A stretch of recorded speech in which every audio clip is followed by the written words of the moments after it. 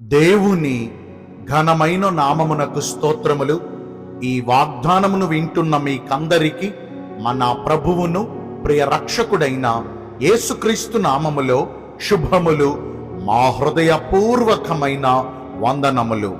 ఈరోజు మీ కొరకైన దేవుని వాగ్దానము కీర్తనలు గ్రంథము 103వ కీర్తన 5వ చరణము. మేలుతో మన హృదయమును తృప్తిపరచుచున్నాడు. మంచి దేవుడైన యేసయ్య ఈ మంచి వాగ్దానమును నేడు మనందరి జీవితములలో నెరవేర్చునుగాక. ఆమేన్. ఈ వాగ్దానాన్ని వింటున్న ప్రియ దైవ జనాంగమా, గతించిన కాలములో ఎంతగానో మన హృదయములో వేదనను అనుభవిస్తూ మనకు ఎదురైన సమస్యలను బట్టి, మనము ఎదుర్కొంటున్న నిందలను బట్టి, మనము పొందుతున్న అవమానములను బట్టి, మనమున్న ఈ దీన స్థితిని బట్టి గుండె చెదరిపోయిన పరిస్థితులలో మనమున్నామేమో కదా. నలిగిన హృదయముతో ఎంతగానో సతమతమవుతూ కృంగిపోయిన దీన స్థితిలో మనము ఉన్నామేమో కదా. మనకు ఎదురవుచున్న ఈ బాధలన్నీ జ్ఞాపకం చేసుకుంటూ దిగులు పడుచు రాత్రింబగళ్ళు మన కన్నీళ్ళే మనకు అన్నపానములయ్యి హృదయం అంతా కూడా బహుభారమైన స్థితిలో గడిపామేమో కదా. ఇలాంటి దుఃఖపూరితమైన దినములతోనే మన రోజులన్నీ గడుపుతున్నాము కదా.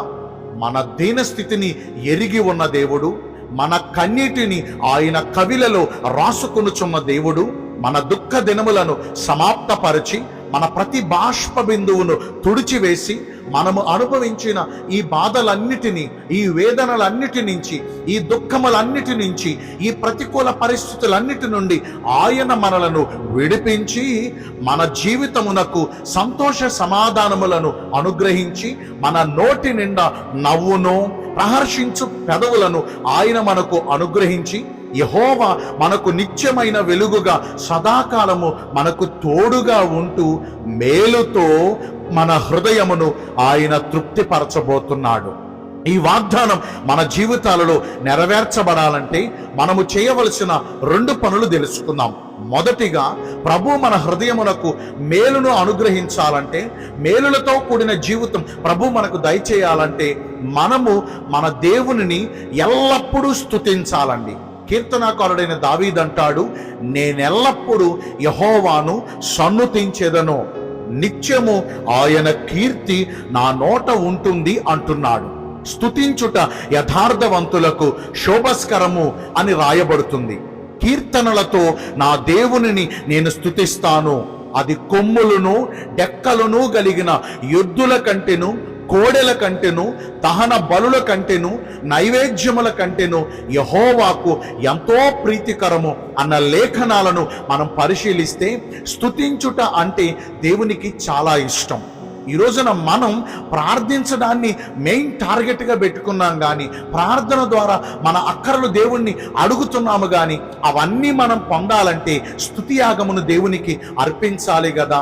స్తుతియాగము అర్పించువాడు నన్ను మహిమపరుచుచున్నాడు, వానికి దేవుని రక్షణ కనపరుచున్నట్లుగా వాడు మార్గమును ఏర్పరచుకొనుచున్నాడు అన్న లేఖనాన్ని ఒక్కసారి జ్ఞాపకం చేసుకోండి. అంటే మనం అడిగినవి పొందాలంటే మనకొక మార్గం ఉండాలిగా. ఆ మార్గం దేవుడికి మనకి ఏర్పాటు చేసేది ఏంటో తెలుసా? మనము దేవునికి అర్పించే స్తుతియాగమే.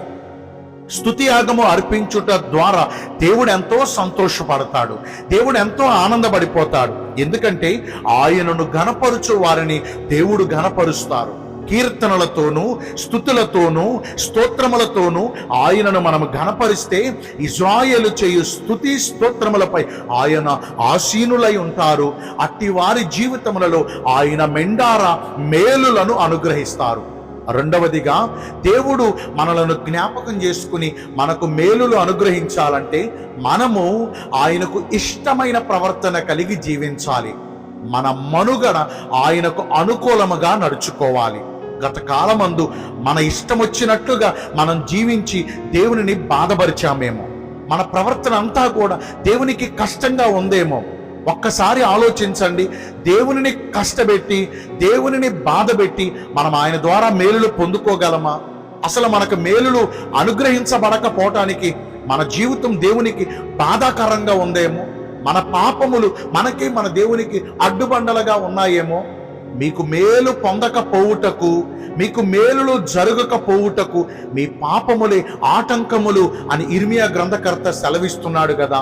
మరి ఈ రోజున మన మునుపటి ప్రవర్తన ఒకవేళ దేవునికి ఇష్టము లేదేమో, గతించిన కాలములో దేవునికి ఇష్టము లేని పాపిష్టి క్రియలు మనం జరిగించామేమో, ఇకనైనా ఇప్పుడైనా ఆ పాపపు క్రియలను విడిచిపెట్టి శుద్ధ హృదయం కలిగిన వారమై దేవునికి ఇష్టమైన ప్రవర్తన కలిగి ఆయనకు అనుకూలమైన రీతిగా మనము ప్రవర్తించగలిగితే నిశ్చయంగా ఆయన మన ప్రార్థనలు ఆలకిస్తారు, మేలులతో మన హృదయమును తృప్తిపరుస్తారు.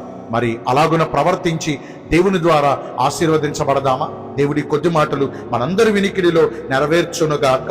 ఆమేన్. మీ అందరి కొరకు వచ్చిన ప్రార్థన చేస్తానండి. పరిశుద్ధుడా, ప్రేమ కలిగిన యేసురాజా, మీ కృప కలిగిన ఘనమైన నామమును బట్టి నిండు మనసుతో కోట్ల కొలదిగా మీకు మా కృతజ్ఞత స్తుతులు స్తోత్రములు వందనాలు చెల్లిస్తున్నాము. మేలుతో మా హృదయమును తృప్తిపరుస్తాను అని ఈరోజు వాగ్దానం ఇచ్చారు. మీ చిత్తానుసారంగా ప్రవర్తించి ఈ వాగ్దాన ఫలమును పొందుకునే కృపను నేడు మాకందరికీ దయచేయండి.